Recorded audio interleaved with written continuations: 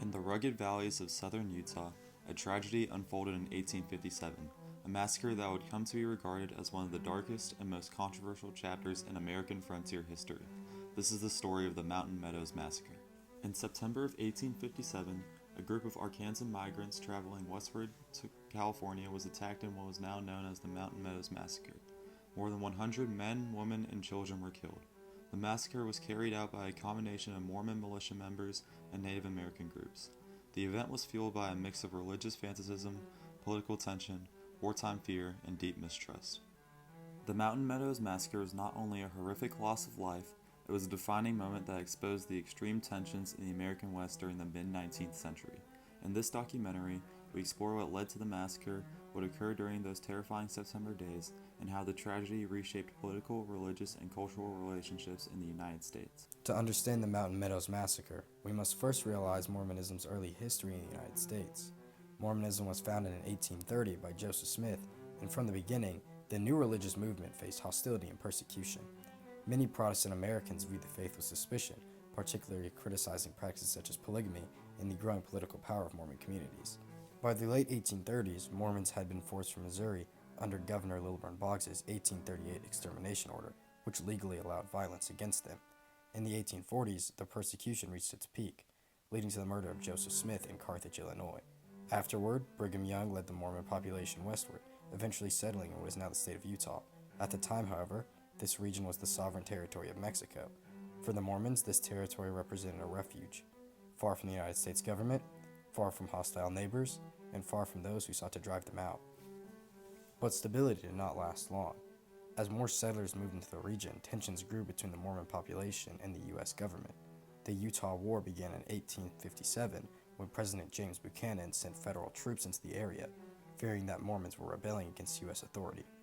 Mormons, believing another persecution was closing in, prepared for possible conflict.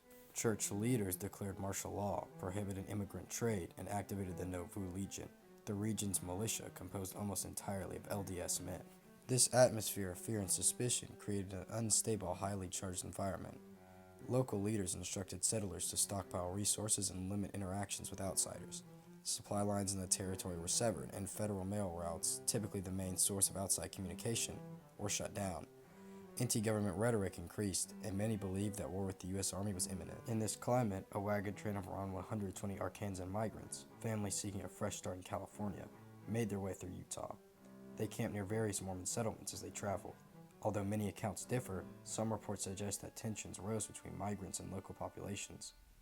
To the Mormons already on high alert, the arrival of an unfamiliar group of armed migrants at such a volatile moment created additional anxiety. Some local leaders feared that migrants could support the approaching U.S. forces. Mistrust continued to grow, and by early September, the atmosphere of southern Utah reached a breaking point. The Mountain Meadows Massacre began in mid-September of 1857. The Arkansas wagon train had reached Mountain Meadows, a quiet, grassy valley where they planned to rest. On September 7th, they were suddenly attacked. Gunfire erupted from hidden positions in the surrounding hills. At first, the emigrants believed it was a Native American assault, but the truth was more complex. The attackers were primarily Mormon militiamen disguised as Paiute Indians, though some Native American groups were involved.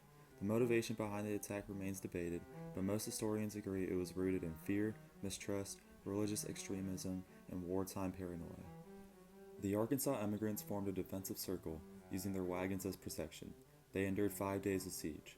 During the siege, their food and water began to run dangerously low, and several oxen and cattle had been shot during the initial assault, leaving them essentially stranded. As the siege carried on, several people were killed, but the migrants held out. Realizing the initial plan had failed, Mormon militia leaders made a decision that would determine the fate of the entire wagon train. They approached the emigrants carrying a white flag, pretending to offer safe passage. Desperate and out of supplies, the emigrants agreed. One by one, the surviving men, women, and children were separated into groups and escorted away from the campsite. Then, at a signal, the militia turned on them. More than 100 people were killed in a coordinated attack. Only a small number of young children, considered too young to be witnesses, were spared. The Mountain Meadows Massacre remains one of the most shocking frontier tragedies in American history. The scale of the violence, the deception used, and the vulnerability of the victims made the massacre stand out even during a violent period of westward expansion. News of the massacre spread slowly at first, but when the truth emerged, the reactions were immediate and intense. Settlers in nearby regions were horrified. Newspapers across the country demanded answers. Politicians criticized Mormon leaders, and the incident deepened an already growing national distrust towards the Church of Jesus Christ of Latter-day Saints. Survivors, particularly the young children who were spared, were eventually returned to family members in Arkansas. Their presence and their stories fueled public outrage. Meanwhile, Mormon leaders faced pressure from both the U.S. government and the nation at large. In the short term, the massacre dramatically increased tensions between Mormons and federal authorities. Investigations began almost immediately, and suspicion fell on both local leaders and larger church authorities. The long-term effects of the Mountain Meadows Massacre echoed for decades. The event damaged the public reputation of the Mormon faith and intensified their isolation from mainstream American society. Government officials used the massacre as evidence that stronger control over the Utah Territory was necessary, and it fueled distrust that shaped policy decisions for years. The families of the victims spent decades seeking justice. Their efforts continued long after the Civil War and well into the late 19th century. Eventually, after years of investigation, only one man, John D. Lee, the man believed to be the ringleader, was convicted and executed for his role in the massacre.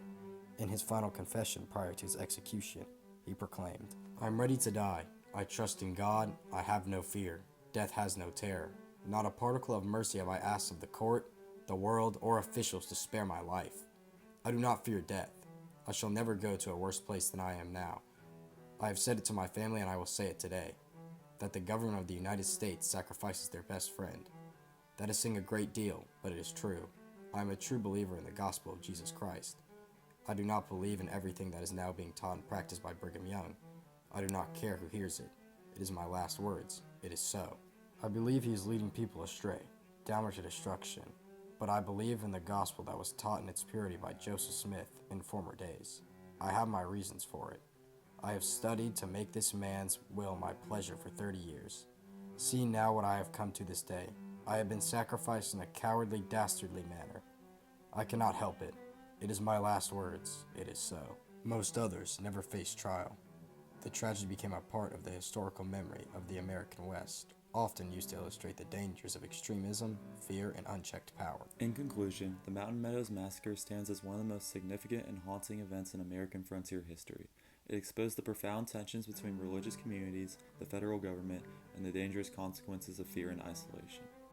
The massacre led to both immediate and long-lasting consequences, deepening anti-Mormon sentiment across the United States, shaping political decisions about the Utah Territory, and forcing the Church of Jesus Christ of Latter-day Saints to confront a painful part of its past.